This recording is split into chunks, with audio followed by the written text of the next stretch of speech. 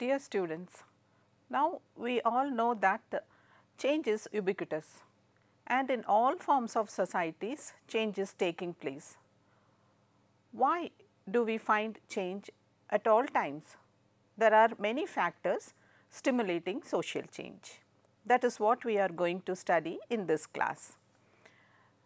I am going to explain to you certain factors like culture as a factor of social change, geographic factors as a factor of social change, then ideology, and then legislation and education as different factors of social change. There is often a speculation on why there is fast change in some societies and why the pace of change is very slow in certain other societies. We also observe more creativity and rapid change at certain periods of history, while in earlier periods of history the transformation was very slow. There are a number of factors that stimulate social and cultural changes. Ralph Linden sees change as a result of the restless energy of human mind. According to Parsons, social change is determined by economic interest, but change is the product of combination of several factors. Even if one factor is found to be dominant, there will be several other factors contributing for the same change. There are many factors like geographic factors, cultural factors, biological factors, technological factors, ideological factors, social legislations and education that stimulate change. The first factor is geographic or physical factors of social change. The physical resources like the river, water, mountain, forests, rainfall, climate and also animal life have profound influence on our life. They determine the ways of life and decide the direction of change. Historically, it has been described in the ancient Tamil literature that the life of people, their food habits, dressing pattern, economic activities and worship of gods were determined by the geography of that area. These are called as Kurunji, consisting of mountain and mountainous areas, Mullai with forests and forest areas, Marudam, cultivation areas and places surrounding it, Neidal, sea and places around sea coast, and Palai, which is referred to the deserts and places around deserts. This physical distinction is found always and it is applicable everywhere. Any acute change in this environment will result in drastic changes in the life of the people in that area. The tsunami in the year 2004 played a big havoc not only in the life of the people, but also in the physical resources and structure of Indonesia and in the eastern coast of India. Similarly, such kind of tornado in Mexico and the USA had drastic effects. The unexpected failure of rainfall has resulted in drought leading to death, migration and health hazards. The deforestation has left a tremendous effect on innumerable aspects of life like shortage of rainfall, decrease in animal wealth, soil erosion and many more such things. Less rapid and less obvious natural changes too have left dramatic changes. For example, scientists predict that climatic changes resulting from greenhouse effect are global warming, rising sea levels and melting ice sheets. Global warming is human generated problem and might result in a threat to human survival. Natural disasters like famine or flood result in collective trauma like disorientation, loss of morals, illness and lost sense of safety. Human intervention is needed to set right the consequences of such natural calamities. Immigration, total loss of economy and damaged habits have to be attended by the governments. Natural resources are very important to human life. The amounts and types of energy available to a society shape its way of life. Harnessing of energy of the wind had a great impact on human life. The discovery of windmills and then the use of wind power to sail vessels created new modes of life. Harnessing of steam in 18th century produced a chain of effects to operate machinery in factories, transportation and ultimately in industrialization. The social consequences of industrialization is quite obvious in terms of factory system, new economy, new social structure, new style of life and consumer society. It penetrated into all walks of life and a sea change has taken place in human society. Another example for geographic or natural resources is the worldwide petroleum shortage that has caused many economic, cultural and political adjustments. The usage pattern of agricultural land also equally is important in deciding social change. Such changes have deep impact on patterns of social interaction, customs and traditions of a society. The second factor is the cultural factors of social change. Culture is the social heritage of society. The earlier generation has left us an elaborate cultural heritage which we will transmit along with many modifications and additions to the next generation. This is what the previous generation has done to us. From the beginning, cultures have undergone evolutionary growth with many breakthroughs like innovations from rudimentary forms of tools to domestication of animals and then to agricultural form. Each of these periods had their own cultural patterns, got them modified and entered into the next phase. In this way, culture is not something static. It undergoes lots of changes due to many factors. Anthropologist George Murdoch states that most cultures have acquired their elements from other people and cultures. The main reason for this is when people of one culture find a new solution to their problem in another culture, they do not hesitate to borrow it. Culture borrowing is very common in this way. For example, the tribal people are borrowing many items or practices from plains people like dressing pattern, drinking tea and constructing houses. When such traits of other cultures thus borrowed are adopted widely and becomes a part of another culture, it gets diffused and we call this as diffusion. Both cultural borrowing and diffusion enable faster change. In the contemporary world, there is quick exchange of cultures due to the highly developed transportation and communication systems. People migrate frequently. There is international trade. All these things facilitate faster changes in culture. The familiarity with the American culture during his educational period makes a person adopt it and spread it in his society on his return. Another important factor is the biological factor.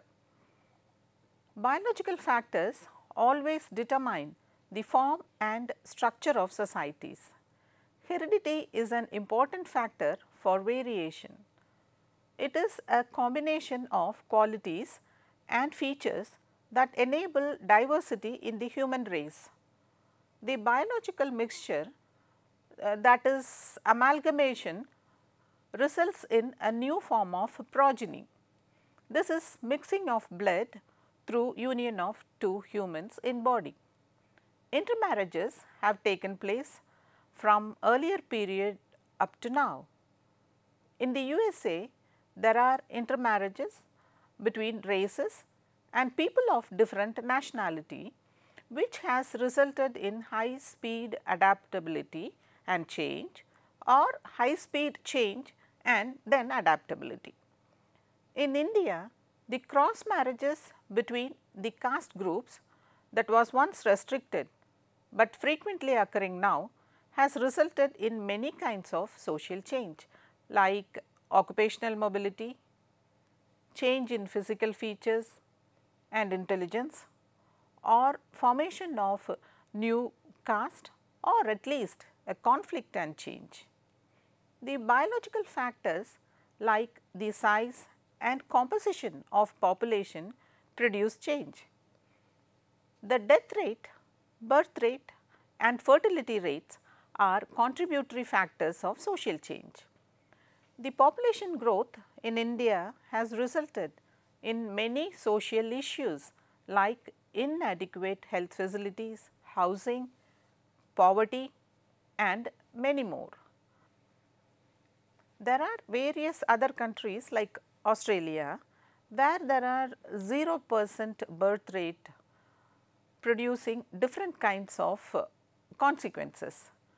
Many more factors relating to biological aspects lead to social change.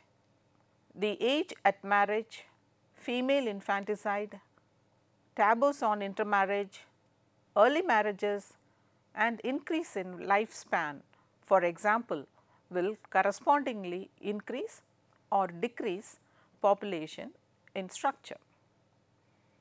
There is a new trend in the link between change and biological factors in the vegetative world. The hybrid variety being introduced into the plant kingdom has resulted in social development. Research in biotechnology resulting in innovations like test tube babies and cloning has brought many attitudinal and emotional changes in man. Next to biological factors, we have technological factors stimulating social change. Technology applies scientific knowledge in order to solve problems. In early period, human technology was slow and was the result of trial and error, or sometimes was accidental. But the modern age is a technological age. Since the Industrial Revolution, many inventions of science and technology aided human betterment and happiness. The main breakthrough is the replacement of animate sources of power by inanimate sources of power. Human beings were liberated from physical labor and hardship. There was more time and energy to be spent for many more activities. Industrialization has also resulted in huge level of manufacturing and new socialist and capitalist form of economy.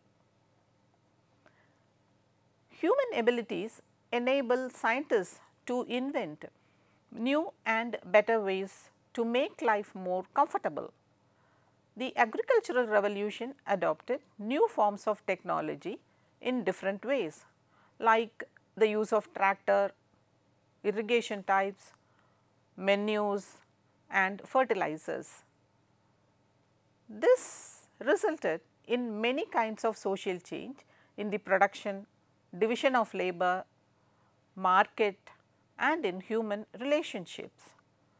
The post-industrial revolution based on microchip is facilitating information, communication and transportation on a global level. On the other side of it, all the technologies produce some bad consequences too in the human society, like too much carbon emission, cyber crimes and accidents.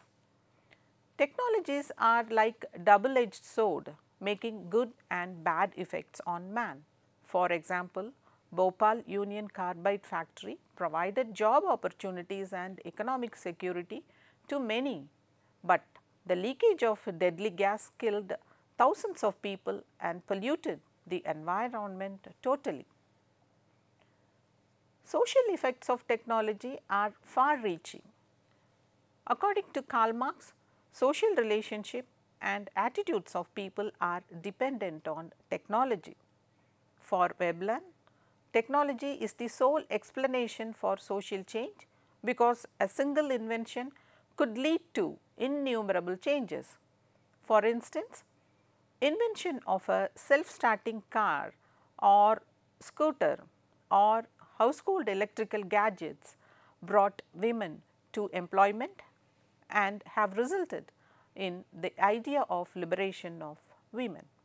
But the changes in the non-material cultures like beliefs and religions are limited, creating cultural lag in the society. Another factor is ideological factor stimulating social change. Normally, the transformation of ideological aspects is very slow when compared to the materialistic and technological change. But history has proved that in many societies, a change in the outlook of people due to indigenous causes or exogenous factors ending up in big modifications. With an aim to change the existing social structure or social relationships, leaders emerge. They proclaim the need for certain changes in the mindset of people in order to enable the formation of a better social structure. They constantly appeal to people of that society to throw away the outmoded ideas and adopt to a new thinking process so that problems may be solved and ultimately new society could be achieved. For instance, Max Weber has put forth the idea in his book, The Protestant Ethics and the Spirit of Capitalism. He explains how transformation from Catholic ideology to a work culture had resulted in the formation of capitalism. Similarly, in South India, the ideologies of E.V.R. Periyar had a tremendous effect on the traditional practices like caste, religion and the status of women. Thus, ideology is also an important factor stimulating social change. At this point, we should also think of religion because each religion has its own philosophies and ideologies. At many times of history, we have come across incidences where religion has played an important role in creating changes in the mindset of the people and thus resulting in big changes in the social structure.